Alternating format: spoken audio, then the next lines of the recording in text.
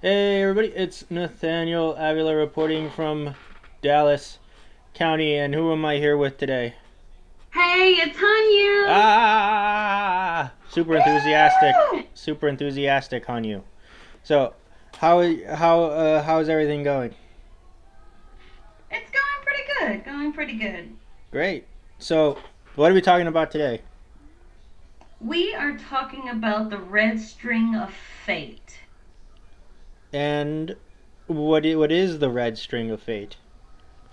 Well, the way it is told is that everyone is connected to possibly their soulmates, but someone is connected by their pinky finger tied by a red string, and the other side of the red string is connected to possibly your soulmate. Do you believe in that?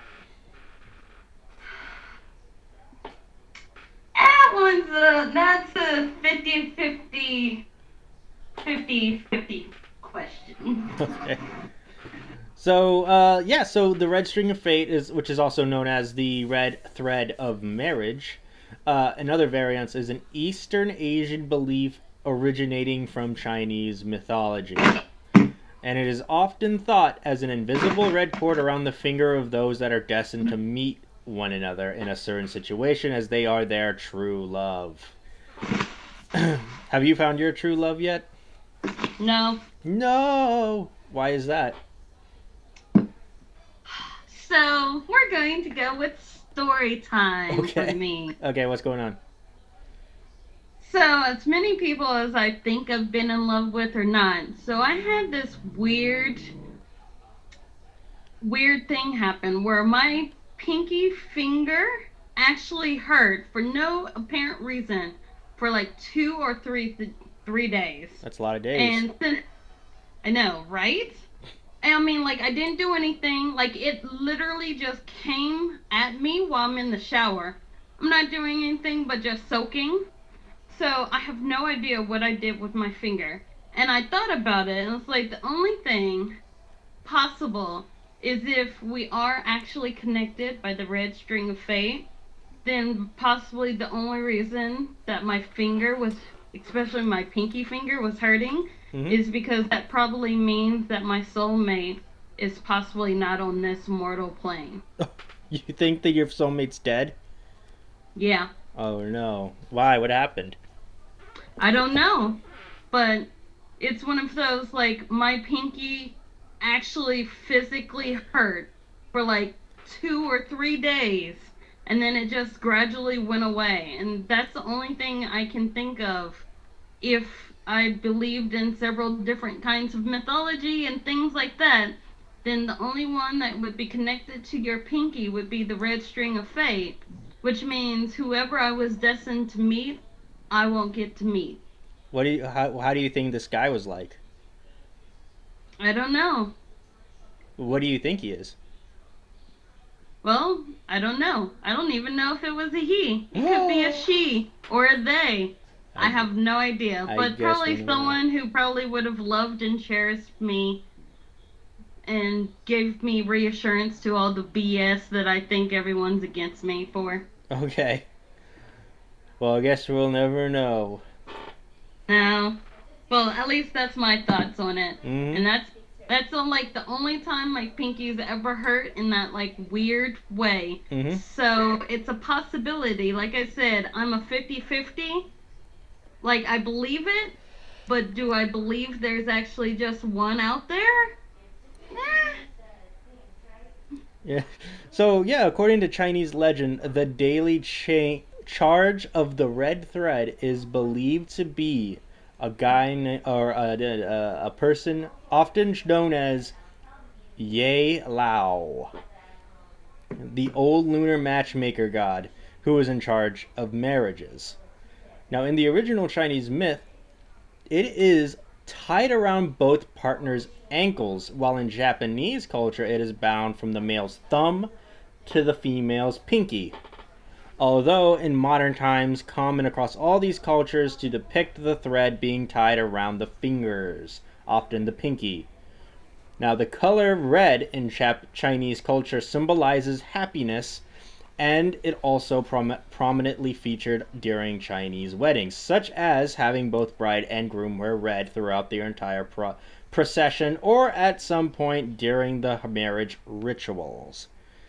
Now, the two people connected by the red thread are destined lovers, regardless of place or time or circumstances. This magical cord may stretch or tangle but never break, and this myth is similar to the Western concept of a soulmate or a destined partner.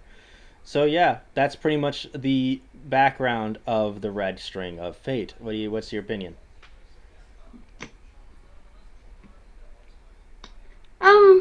I mean, it sounds reasonable to me. Yeah.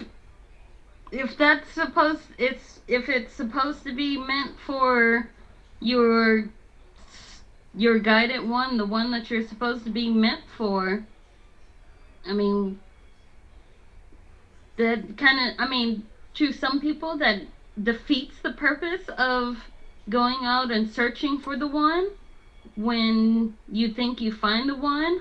I'm not quite sure. And some people would be like, I don't believe that because, hey, who wants to be tied down to one person?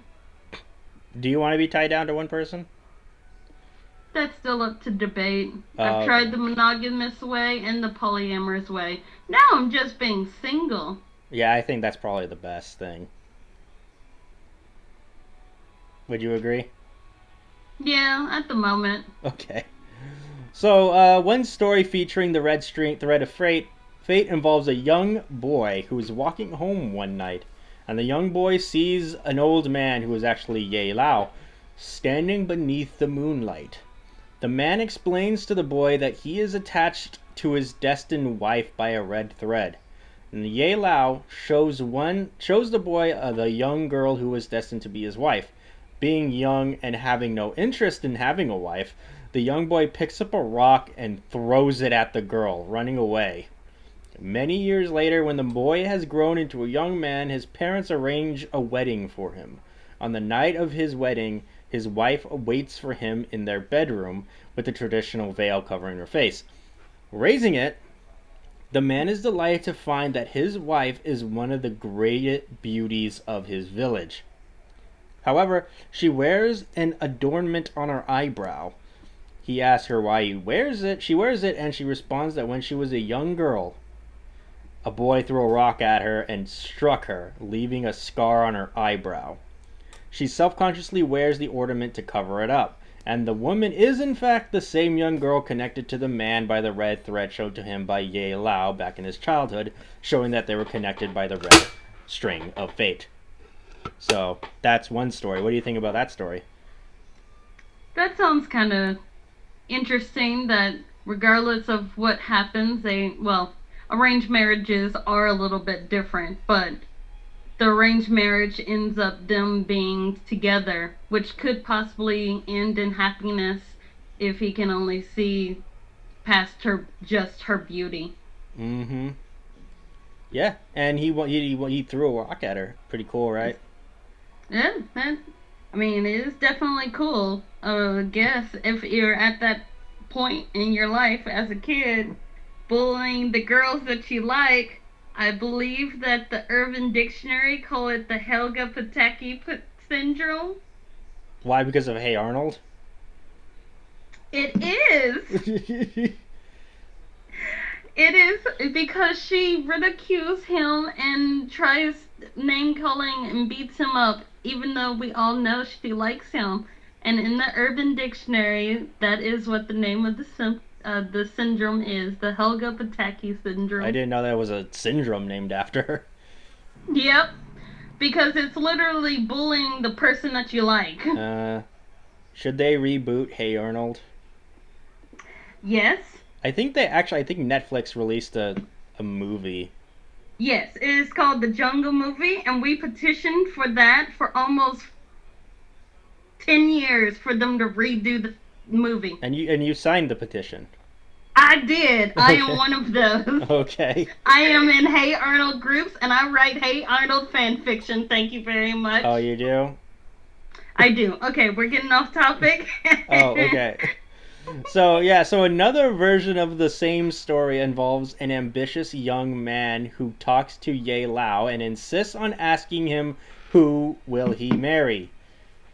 Now, thinking that he'll meet himself a rich girl, Ye Lao points at a poor-looking little girl who's taking a stroll with an old blind woman in the marketplace, and he shows him a red thread between the two, and tells the man that he'll marry her someday. Displeased, the man tells a servant to kill the two and then leave the village. Years later, the man, now a promising public officer, marries a beautiful woman from a rich family who was very much the perfect wife for him, save for two details. She has a limp and covers her forehead with a silk patch for undisclosed reasons. He asks his wife why, and she begins crying, telling him that she is the niece of the family leaders rather than their daughter. Now, her parents died when she was young, and she initially lived with her old blind nanny. One day, a madman stabbed her caretaker to death in a local marketplace and wounded her, leaving her scarred and almost crippled. The man realizes that Ye Lao was right, tearfully confesses that he ordered the attack, and asks his wife for forgiveness, which she gives to him. What a nice lady. Oh, yeah, that's nice, but to be honest, depending on what time frame this tale is based on, once you're kind of married, you're stuck unless your husband decides to divorce you or you die. Okay. You think she was right to forgive him or not right? To be honest, I mean, in certain circumstances, it was a long time for her. So she might have had the whole things of grief, all the symptoms of grief, and came to acceptance and finding out that it's her now husband and him breaking down, not realizing, how sorry he is now. I mean, yeah, she can forgive him, but I mean, don't forget. But don't also hold it against someone, too. I mean, don't forget it, but if actions start showing that same past, then, run. Oh, yeah. Yeah. And I'm pretty sure he wouldn't be so, sorry about it if she was ugly. Probably that, too. Mm-hmm. Now, in another story, a girl has a crush on a boy this time, and decides to declare her love for him. Unfortunately, the boy rejects her and makes fun of her. The girl runs off to a fountain where she meets Ye Lao, who tells her they are soulmates. Now, the girl is still fuming and runs off. When the girl becomes a lady, she meets a young man who seems very charming and, in other terms, familiar with her. She then asks the man for his name, and he says the name of the young boy. The lady doesn't seem to realize, though, and then on their special day, he tells her a girl liked him, but he was foolish and made fun of her for it. He then exclaims the girl had the same name as her. Realizing who he was, she admits she was the girl, and he eventually apologizes. Now that I can imagine, forgiving her is fine. Forgiving is fine in that case. Oh yeah, in that case, there was no harm done per se, other than, your own bride getting busted for announcing that you liked someone. But him realizing that he was young and foolish at the time gives him a little bit more character that he's grown since then. Yeah, and well, at least he didn't have somebody kill their caretaker. Yeah, yeah. So yeah, that's pretty much the red string of fate. Do you have anything else to add to it? Actually, weirdly enough, I do for once. Oh, yeah, what's going on? So, I was taking a playwriting class. Yeah. And again, I do love this legend, the red string of fate. And so I actually based a play that I was writing upon this idea, where in this society they have been given pretty much they've been given the gift to see the red string of fate. Mm-hmm. So they automatically kind of know, but no one can see it. It's more of a kind of like a tester kind of thing, where you test that person and see your compatibility with your red string of fate knowledge. And most people's are, close to 99, 98%. It's not like fully 100%, but it's just, people's personality changes over time. Mm-hmm. But so in the play, two of my characters are technically betrothed to the wrong person because they all saw each other at the same time. Mm-hmm. And when one is like best friends, the male best friends go to the place to evaluate the girls they met that night and see if they are matches, and they got like 98, 90%. So they assumed that they were, but since they were next to each other, Yep. the entire system was screwed because they were both thinking, it's one of those, you see the person across from you and you have to think about it, and you see the bubble, but both faces are kind of in that same bubble, so it messes up the way the system ends up being. But my main female character, who in my play actually doesn't need the system because she was born with the gift of sight because of what the type of person she was born into. Mm-hmm. So she actually knows who her actual 100% fated person is. And what happens? See, and that's part of the play. So I'm not gonna, because I'm still finishing and polishing it up, and I actually really would like it to actually be done, like actually published. Okay. Because I have like these background characters that, so you have your main characters, but you have background characters set that are kind of their inner beings. Like they show what you really want to do. Like you really want to fight someone, but you're high society and you can't fight. You just have to stand there and take it. Where your other self is the one beating the crap out of the other person's other self. Yeah. It's a whole interesting play design that's designed around the red string of fate. Gotcha. So when do you think it'll be ready? I have no idea. Oh no. Are we gonna see it performed and produced? If I could find some place that would be willing to perform it, I would totally have it copyrighted and performed. I'd watch it. I'll buy my ticket. But yeah, a lot of people in the class really liked my play, including my playwriting professor, and she was like, totally, if I got it fully set up, because it was for like a 10-minute play, and they could definitely tell this was not going to be a 10-minute play.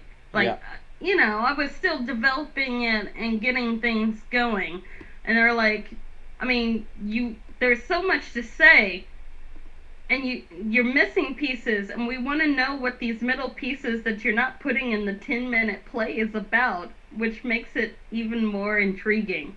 Yeah. So I'm working on making it not a 10-minute play and a full featured length play. How many acts are you thinking? Probably either 3 or 4 acts. Ooh, 4 acts. That's gonna be a long one. It's a long one. There's some trouble and some abuse in it also. Like what kind of abuse? Spousal abuse. Oh, okay. How intense is that gonna be? It shouldn't be that intense, but I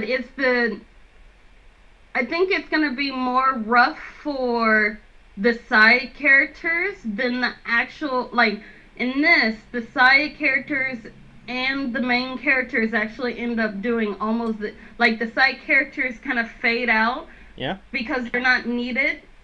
Because what happens in the light is not, something that's not done in the background that you wish hadn't done. Very so it's interesting. one of the few times in the play where the background characters don't do something opposite that their actual characters want to do. All right. Well, I can't wait to see it when it gets done. Thank you. Yeah, it's gonna be great. So yeah, that's the red string of fate, or the red thread of fate. So yeah, is that the you have any more final thoughts on it? No, final thoughts. I mean, it's a possibility for you to have a soulmate out there, possibly that you're connected to by a red string, and there's a possibility that we may not know if they're alive or not in this plane, because you could be in the States and your destined person could be overseas and you may never connect. I thought the entire purpose of the red string is that you will 100% meet, no matter what. Well, you could meet, but do you believe that's who you're supposed to be with? People meet for a day and could possibly fall in love with each other. But because of other circumstances in life, that person that you meet could be still married to someone else. Oh, that'd be unfortunate. So, yeah. As they call it, star-crossed lovers. Star-crossed lovers, or I prefer Starbucks lovers. Oh, that's my only final thoughts. Okay. Yeah, so that was the red thread of fate. I've been Nathaniel Avila.